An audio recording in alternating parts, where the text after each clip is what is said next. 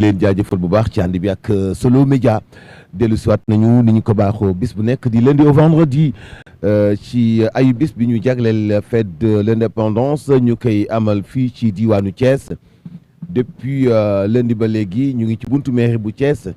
di nuyu waa Thiès yëpp kilifa yi ak soppe yi nga xam ne chaque jour ñu ngi fii jaar di manifester seen cofeel ak àndandoo bi ñuy àndandoo ak suñuy programme Fatou Abdou asalaamaaleykum. maaleykum salaam El Hadj Mansour maa ngi lay nuyu bu baax a baax comme ni ñu ko defee depuis le début wax nga ko lundi la ñu ñëw Thiès dox fi li nga xam ne mooy Solo Média à Thiès woyul ko ba tey te ñu ngi fi nag ba fête bi Mansour. est-ce que bu affaire di jeexee sax duñu toxu si Thiès Thiès neex na de. ah moi j'adore Thiès en tout cas je suis partant ñi toog Thiès moom je suis partant. parce que mooy sama région quoi dafa ma jigee. donc man waa Dakar bu ngeen ñu sàgganee. ñu ñibbi si Thiès ñu ñibbi si Thiès. bu ngeen ñu sàgganee dañuy ñëw Thiès bay boo ngeen gaaw tee ñu bu baax a baax. Thiès daal fi la dëkk neexee. bu ngeen ñu sàgganee daal Thiès la lal nooyee. ah oui. Thiès la kilim seddee. Thiès la mbedd yaatoo. le michu yi baaxee. le michu yi baaxee. Thiès la michu yi baaxee. waaw sama bàjjan de michu yi baax la fi indi. Thiès la ñu dul sànni mbalit ci mbedd yi. waaw waa Thiès daal ñoo silvissé man daal maa ngi Thiès Alfatou. ah oui ah. waaw ba pare discipliné surtout ce qui man wax dëgg yàlla li ma gën a attiré dans cette ville là mooy la discipline bi nga xam ne mi ngi si Thiès waay. non billahi. xale bi la gën a doon tout tànk sax bu taxawee boo ne ko kat yow puusal nga gis ko mu puus sans problème. sans problème c'est-à-dire que maanaam du ñu nitu fitna bo dal nañu. am nañu respect bu ñu lay seet wala ñu lay wër sax. ak bu ñu lay nuyu sax ay mag yu yaru daal laa fi gis. ay mag yu yaru ñoo nekk ci diwaan bi nga xam ne mooy diwaanu Thiès. mais c'est ça le Sénégal aussi ah. je pense que ne Sénégal moom loo leen mën a waxal xëy na liñ naan rek yu ñuul yi am ci yu weex yi moom mooy tax parfois muy fës. mais quand même on a un peuple boo xamante ne. vraiment très mature. un peuple boo xamante ne très discipliné. et soo génnee ci yenn régions yi nga xam ne tout n'est pas seulement à Dakar. et je pense que ne lii ñu def nii c'est tellement important de décentraliser aujourd'hui nos antennes. de commencer par la région de Thiès sa du fi yam tout simplement pour wan ne Sénégal du rek Dakar. dëgg la. et aussi Mansour les reportages yi nga xam ne yaa ngi koy dégg depuis le début bi ñu ko tàmbalee ak léegi moo lay wan ne Thiès quand même est riche en termes déjà d'hommes et de femmes de valeur qui ont marqué l'histoire. Thiès est riche de par son potentiel économique boo xam ne am na ko te ñu war ko gën a mën a génnee et surtout culturellement également ci li nga xamante ne moom lay doxee mais socialement ça c'est important quand même c'est très important Thiès moom mu ngi noonu en tout cas comme ni nga ko waxee ci njëlbéen gi buñ ñu seetaanee tuuti ñu tuxi si Thiès en tout cas ñun takk nañ suñuy valise maa ngi nuyu bu baax itam sama goro bi di Sayar Ndaw gouverneur bu Thiès.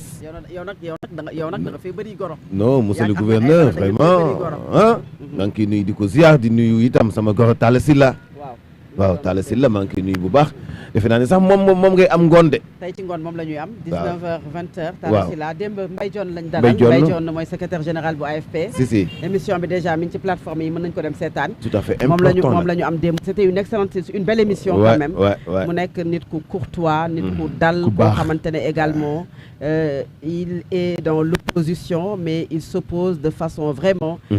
très très responsable. Et aussi ça c'est important c'est ce qu'on attend parce que réew loolu la il faut un pouvoir qui gouverne une opposition qui s'oppose tey ñi nga am Talla Sylla membre également de l'opposition noonu la ñuy xaaree également les membres du pouvoir et qui sont de Thiès et ñun def nañu ay jéego. na nga xool ces questions nag ndax sama goro ngay recevoir. tey waaw loolu du problème mais ñun def nañuy jéego. pour ñi nga xamante ne ñoo far ci opposition far ci pouvoir. ñi far ci opposition yi ñi ngi ñëw ci plateau bi ñi far ci pouvoir bi ñu ngi leen di xaar gisaguñu leen. n'empêche nag boobu ba tey Mansour. ñi ngi leen di woo pour inviter leen sur le plateau certains peut-être jotuñu leen. ñenn ñu jot nañu leen.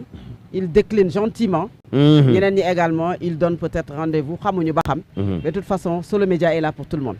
en tout cas contact nañu yéen ci ay kilifa yéen ci ay parti même parti au pouvoir waaye daal mu ngi noonu ñu bëgg a ñëw nañu waxtaan wi neex na en tout cas. maire bi aussi ñu ngi koy tàllal loxo xam naa ni noppi na pour jaar waaye xaw na chargé moom itam wax dëgg yàlla Babacar dafa xaw a xat lool. mais il va passer certainement. waaw dina jaar incha allah dina jaar. Alamine salaamaaleykum. maaleykum salaam El Hadj Mansour maa ngi lay nuyu. Nafio. maxo yimen maxo gidma roog a paax alhamdulilah ok maa ngi lay nuyu di nuyu Fatou Abdou Ndiaye di nuyu mboolem ñi nga xamante ne ñu ngi ñuy bàyyi xel tey rafetlu liggéey bi ndax comme ni ñu koy wax saa su nekk ñun ay ndaw lañu yoo xam ne dañoo am ay boussole yu nekk ak ñun muy à l'image de Fatou Abdou Ndiaye à l'image de Aladji Mansour Diop Aladji Ahmed Aïdara Birahim Touré mi nga xamante ne moom aussi chaque fois dans la ville tricentenaire d'ailleurs bu ñuy romb sax certaines personnes nous interpellent et nous demandent où est Birahim Touré Fatou Abdou yàgg na di ko wax il se porte bien mu ngi ci jàmm bu baax très bien donc voilà amay yitte rek waaw mënut a ñàkk waaw loolu mënut a ñàkk amay yitte nekkul ci ay pexe de kan moo nekk ci ay pexe Ahmed Aïdara nekk ci ay pexe yenn saa yi Mansour xaw a nekk ci ay pexe tuuti mais xam nga Birahim moom sama papa la moo tax xam nga ne Ahmed moo fi nekkul samay doom bàjjan la Ahmed moo fi nekkul moo tax waaye moom koy nekkul ci ay jàmm pexe moom waaw Ahmed moom mën naa ne ci ay pexe sama jumeau boobu ci ay pexe yu rëy la ne ku bari kacc kacc ngi noonu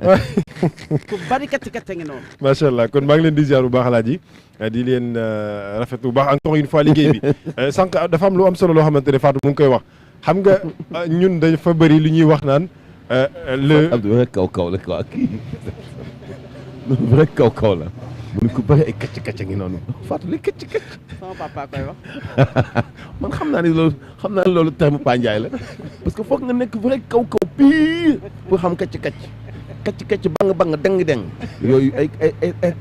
du daa bëri bang xale buy xewoon toll moom la ñuy wax xale buy bang dang mooy ku fuuy oto quoi mooy dang waaw dafa dangiral mais kacc mooy ku bëri ay dugg kacc dugg génn yoo xam ne terme yoo xam ni yenn saa yi mu ne la ci ko maalo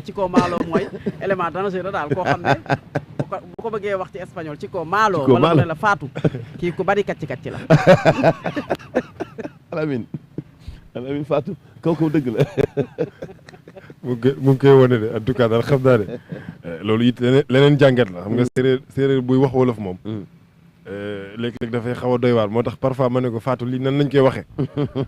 moo tax xam naa ne daal doy na waar en tout cas ñu ngi am mbégte bu baax Alaaji Mansour souvent dañuy wax ne le Sénégal ne se limite pas à Dakar lii dafay wone ay jéego yi nga xamante ne dañu koy def pour nit ñi xam ne quand même on est en train de faire des efforts malgré que parfois c'est un peu compliqué c'est un peu difficile mais quand même il y a des efforts qui sont là c'est-à-dire l'envie est là l'engagement est là pour dem dans le Sénégal en profondeur pour montrer exactement la richesse culturelle du Sénégal la richesse traditionnelle du Sénégal mais encore une fois wone li nga xamante moom mooy les potentialités du Sénégal à travers li nga xamante moom mooy les régions les villages les plus reculés et Thiès aujourd'hui en fait partie Fatou mu ngi koy wax léegi à travers les hommes et les femmes qui ont marqué l'histoire politique, culturelle, religieuse en tout cas de cette ville tricentenaire. Donc je pense que lii lu am solo la et depuis le début Fatou je pense que loolu xam ngeen ko les gens sont en train de saluer l'initiative ci li nga xamante ne moom mooy jéego yi ngeen def en tout cas on espère que dinañ ko gën a yaatal ba Sénégal ku nekk mën caa jot wàllam.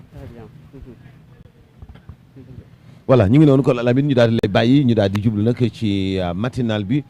soobu ci question yi. balaa ñu dem ci question yi nag dafa am loo xamante ne foofu ñu taxaw ci xam naa ne waxtu wi bëri tul laataa ñuy dem ci journal bi. Fatou Abdou Ndiaye on parle de Thiès la ville aujourd'hui est carrément décorée les couleurs de la nation le vert zone rouge fu nekk ñu ngi ko fay gis les lumières on les voit comme pour dire que am na luy xew ku dugg si ci région bu Thiès xam ne am na lu ñu fi waajal à 2 jours de la célébration de la 66e fête d'indépendance du Sénégal. looy yëg qu'est-ce que tu vois à travers li nga xam ne moom mooy la région de Thiès. patriotisme soo ko amee et puis nga gis le drapeau du Sénégal. benn rek da ngay am looy yëg rawatina quand tu le vois partout. et aujourd'hui maanaam boo duggee rek image bi mu lay jox moom mooy fàttaliku ne Sénégal souveraineté bi nga xam ne am na ko. mooy Sénégal moom gi nga xam ne moom na ko pam et aussi da ngay am émotion. démb boo gisee nos forces de défense et de sécurité. romb ñu fii nga xam ne suñu plateau fi la nekk di def li nga xam ne mooy répétition générale pour le défilé parce que balaa ñuy dem défilé bi dañuy def répétition moom mooy tax bés ba ngay gis ne kenn du jàdd kenn du génn ci rang yi kenn du waddal dara sérieux bi nga xam ne moom la ñuy àndal maanaam ponctualité bi nga xam ne moom la ñuy àndal rigueur bi nga xam ne moom la ñuy àndal démb nga xam ne le Sénégal mais dafa bëri ay potentiel et puis nga xam ne Sénégal am nañu des forces de défense et de sécurité yoo xam ne dañoo waroon saa bu ñu xëyee sargal leen et du ñu leen gis am na ci ñoo xam ne démb li ñuy sol dañuy mel ne rek ku nekk ci garab et loolu da lay renvoyer la Casamance quand il y a conflit ñu war a nekk ci biir àll bi war a nuroo ak garab yi ba nga xamante ne defkatu ñaawte fi bu ñu ñëwee duñu leen xàmmee ak garab yi pour que ñoom ñu mën a def li ñu bëgg a def ak yeneen yoo xam ne da nga koy gis saak yi ñuy gàddu ni mu diisee naaj bu tàng bi man mi dem mënuma ko muñ il a fallu que ñu dugg ci biir bâche bi et c'est sous le soleil ci la ñu nekk di dox te loolu moo gën a sedd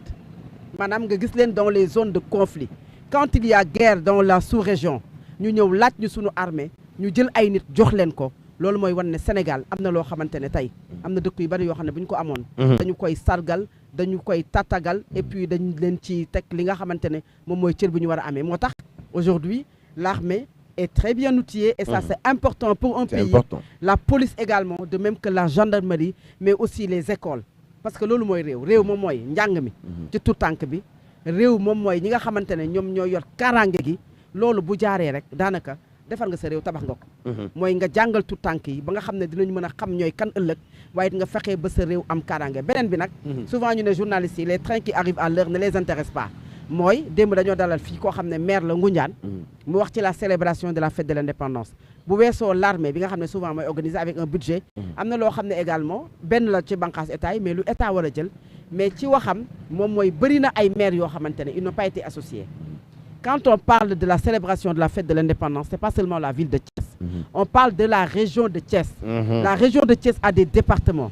muy Tivaouane muy yeneen départements yi Thiès ak feneen man je pense que ne ñooñu département am na ay communes aussi am ay communes war nañu mën a sentir am na 16 communes il a parlé des préfets des sous-préfets peut-être loolu xëy na dinañ gën a creuser pour am ci yenn information mais bu ñu sukkandikoo ci ay kàddoom muy koo xam ne également bëri na ci li ma ko waxee sànq ci li nga xam ne noonu la mel ci li ma jàpp ci ay kàddoom ne xëy na du lu mën a waroo ak li nga xam ne mooy am ay préfets ak i sous-préfets yoo xam ne ils n'ont pas été associés mais des maires yoo xam ne am na ay rencontres yu am dans la ville te boolewuñu leen ci alors que les maires des collectivités territoriales représentent la population dans leur collectivité territoriale ils doivent être associés ci lépp loo xamante ne diwaan bi daf koy def ngir rek xëy na ñu mën a yëg seen bopp xëy na temps bi ma jël xaw na bari dañ ci gën a ñëwaat mais Mansour faaw mu sànni ci tuuti rek tant que oui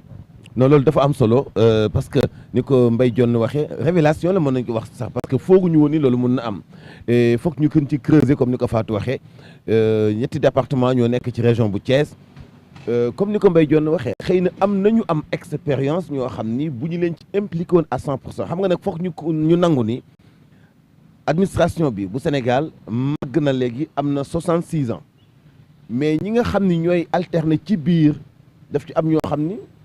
ba ci même fi gën a kawee président de la République bi mu nekkee ci commande bi ak léegi yàggagul ça fait juste 2 ans ak lu ñu am information ci ni mu jaadoo am na yenn yoo xam ni seen i ay conseils yi leen di jige donc ñoo leen di fàttali donc foog mu am ouverture loolu xam naa ni ko xam Babacar Diop xam ni bañul coopérer bañul collaboration mais am na yoo xam ne mun na la échapper surtout bu fekkee première fois ngay soog a def fête bu mel nii foog nga am yenn yoo xam ne day am ñu la koy fàttali xamal la ni say nattangoo yeneen dañ ko war a yëg tey ñaata commune ñoo nekk ci région bu Thiès bu bon xam naa war na jege 30 wala 40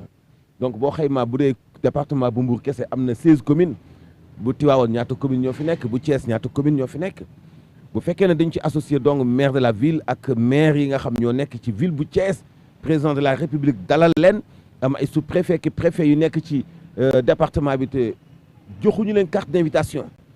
bu ñu ñëwee luñ leen xàmmee pour dugal leen ci podium bi duñu ñëw di xat-xat loolu ñu leen di téye ci bunt bi donc ça prouve que ñoom duñu ñëw te loolu xëy na mun nañ ko daw dabaatal parce que tey mooy le 2